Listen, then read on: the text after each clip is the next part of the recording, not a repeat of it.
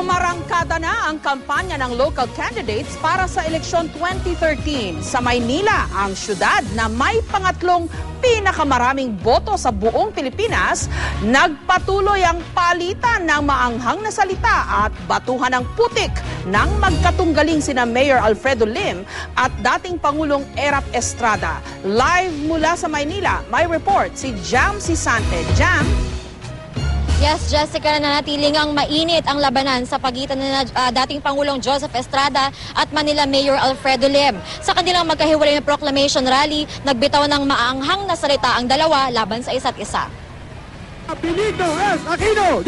Sa proclamation rally ngayong araw ni re-electionist Manila Mayor Alfredo Lim, panauhing pandangal si Pangulong Noynoy Aquino na personal na inendorso ang mga kandidato ng Liberal Party.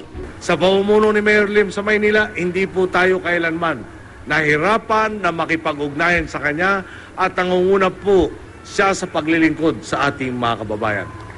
Naroon ang tiket ni Lim, kabilang ang kanyang running mate na si Councilor Lou Veloso. Ipinagmalaki pa ng incumbent mayor ang libreng medical services sa 6 na ospital sa Maynila sa ilalim ng kanyang pamumuno, pati pagbigay raw ng libreng ataul para sa mga yumao.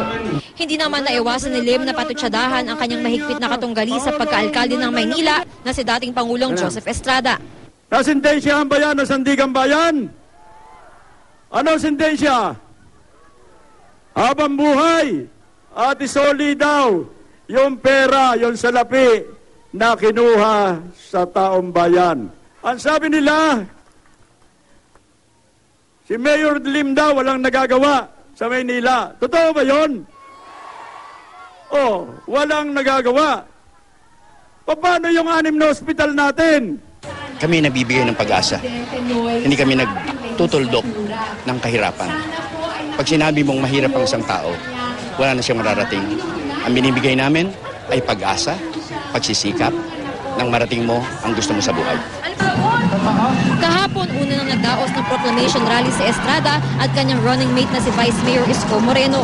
Hindi naman nawala ang kaalyado ni Erap na si Vice President Jejomar Binay, kasama ang ilang senatorial candidates ng United Nationalist Alliance o UNA.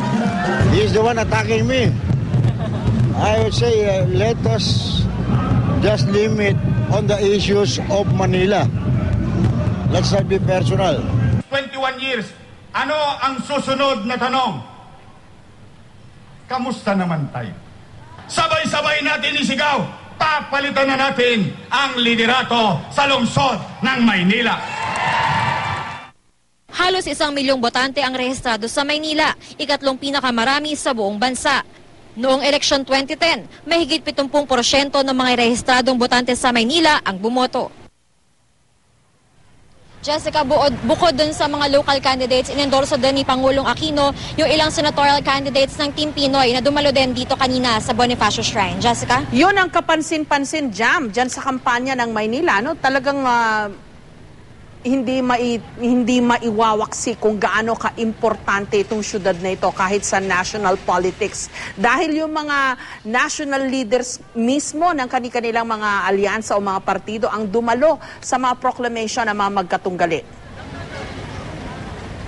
Yes, Jessica, talagang nakita nga natin na si Pinoy mismo yung pumunta dito para i-endorso yung mga kandidato ng Liberal Party at si VP Binay naman doon sa una side. Saka yung alitan o yung labanan ng mga dalawang main candidates na talagang mainit. Kahit na napumirma sila ng peace pact noong Pebrero, talagang naging mainit yung labanan nila doon sa mga susunod na buwan na talagang nagpapalitan ng maanghang na salita laban sa isa't isa. Jessica. Okay, pero so far, parang narinig na natin yung mga ibinabato nila ngayon, ano? Yung mga issue na ni-raise nila, na narinig na natin dati. Ang aabangan ngayon kung may bago ba? Yes, Jessica, so far yung mga issue nga na nire-raise nila sa isa't isa, yun din yung mga dati nilang nire-raise. Sinasabi ni Erap na wala raw nagawang matino or maganda si Lim dito sa Manila. Sinasabi naman ni Lim na convicted plunderer si Erap. So far, wala pa silang naibabato sa isa't isa na masasabi natin bago o hindi pa natin naririnig dati. O kaya yung plataforma nila, paano nila babaguhin o i-improve ang Maynila, di ba? Kasi dapat issues pa rin di ba, Jam? Yes, Jessica. Actually, meron din naman sila mga binabanggit minsan ng mga plataforma. Tulad ni Mayor Lim, sinasabi niya, ipapagpatuloy daw niya yung mga nasimulan niya na pagbigay ng mga medical services sa mga Manileño at yung magbigay ng libreng edukasyon, mga ganong proyekto. Sinasabi naman din ni ERAP na i-improve daw niya yung peace and order situation dito sa Maynila. At yun nga, dahil sinasabi niya nga marami raw problema dun sa seguridad dito sa lungsod na ito. Jessica. Maraming salamat, Jam si Santos.